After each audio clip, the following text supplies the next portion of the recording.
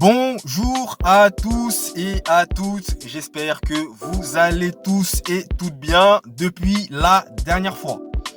Aujourd'hui, nouvelle vidéo, on va pas perdre plus de temps et on va revenir sur l'élimination de l'Olympique de Marseille dès les barrages de la Ligue des Champions face au Panathinaikos. Déjà. Dans un premier temps, on va revenir sur l'Olympique de Marseille et surtout sur Pierre-Emerick Aubameyang qui a inscrit un doublé énorme et qui a été décisif pour l'Olympique de Marseille là où il le fallait et au très beau moment. Faut aussi savoir que dans ce match-là, les Marseillais ont plutôt bien dominé la rencontre dans tous les débats. Ils ont vraiment mis leur vie dans ce match et c'était vraiment intéressant à voir. Mais aussi, ils ont eu beaucoup d'occasions et énormément de ratés malheureusement. Ce qui en soi n'était pas vraiment grave, même s'ils menaient 2-0, mais c'était toujours mieux d'alourdir encore le score pour être davantage être sûr de ne pas aller aux prolongations ou au tir au but. Néanmoins, malheureusement, c'est pas vraiment ce qui va se passer et l'Olympique de Marseille va se faire rejoindre. Alors, il ne va pas se faire rejoindre dans le sens où le Panathinaikos va faire une remontada, mais dans le sens où le Panathinaikos va marquer un but dans le temps additionnel du temps réglementaire, dites-vous les amis. Et surtout, ce but qui a été inscrit sur penalty est survenu à la suite d'une faute de main de Guendouzi. Parce que, en fait, l'arbitre de la rencontre est revenu sur cette faute-là en ayant vu les images, notamment vidéo, vous connaissez déjà.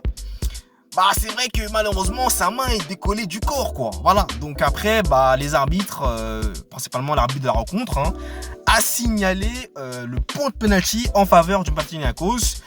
Et les Grecs n'ont pas tremblé pour inscrire ce but qui malheureusement en fait a remis Marseille sur les bases qui étaient au match aller. C'est-à-dire qu'ils avaient tout à refaire. Par la suite, en prolongation, les Marseillais vont se distinguer de nouveau. Ils vont pas relâcher leurs efforts. Et ils vont même inscrire un but. Et là, tenez-vous bien, parce que ce qui va suivre, vous allez vous-même pas comprendre. Je vais vous raconter du charabia. J'espère que vous allez vous resituer. Mais moi-même, je crois que je vais pas me comprendre. Alors, pour vous la faire bref, Guendouzi, qui avait occasionné le but du Panathinaikos, s'est bien repris en transmettant une passe décisive à Vitinha, le nouvel attaquant portugais, qui avait inscrit là le troisième but. Et tout le monde se disait à ce moment-là que Marseille avait repris l'avantage et que tout était bien qui finit bien. Sauf que non, tout n'est pas bien qui finit bien, parce que l'arbitre de la rencontre va lui revenir sur l'action et il va signaler non pas une faute, mais une position de hors-jeu de Ismaïla Sarr. Et là, vous vous dites, mais qu'est-ce qu'il est en train de me raconter? Pourquoi est-ce qu'il me parle d'Ismaïla Sarr alors qu'il n'a rien à voir dans l'action?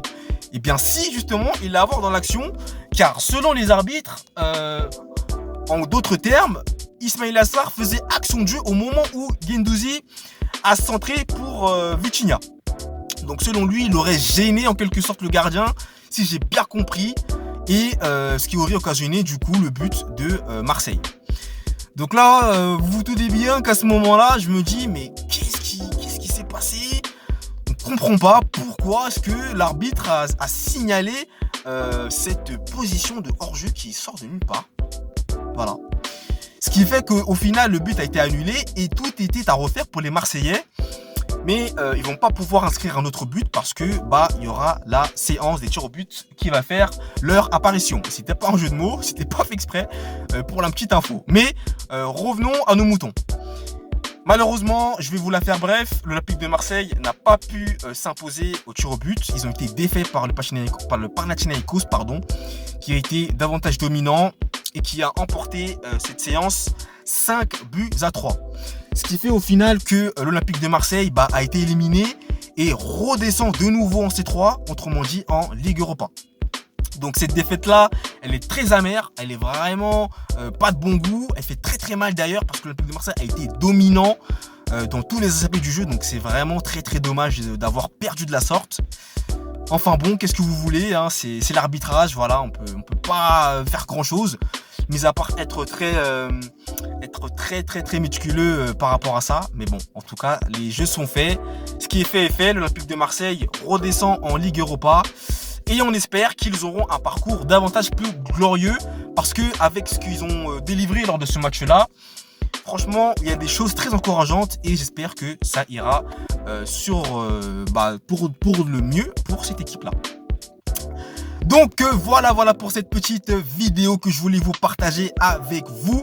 Si vous avez aimé la vidéo, comme d'habitude, je vous invite à me mettre un j'aime si ce n'est pas encore fait, un j'aime pas si vous n'avez pas aimé.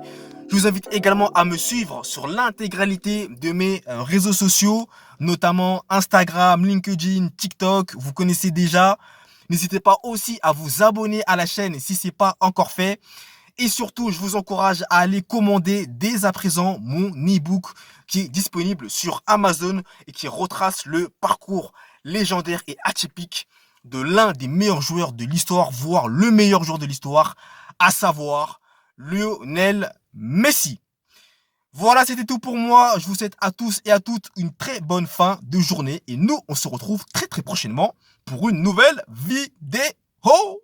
Allez, ciao!